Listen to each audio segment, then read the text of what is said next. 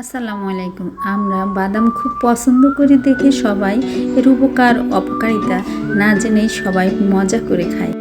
বাদামে প্রচুর পরিমাণে ভিটামিন, অ্যান্টিঅক্সিডেন্ট ও কার্বোহাইড্রেট, প্রোটিন রয়েছে বিধায় এটা শরীরের জন্য খুবই উপকার।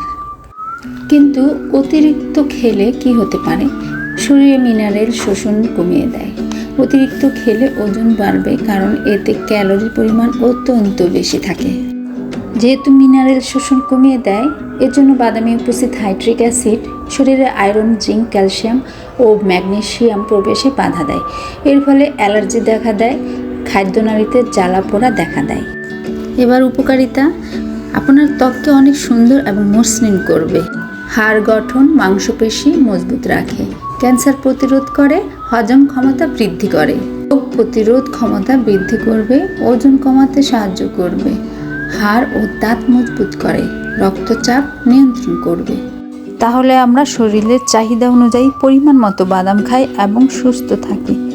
সবাই ভালো থাকবেন। আল্লাহ হাফেজ।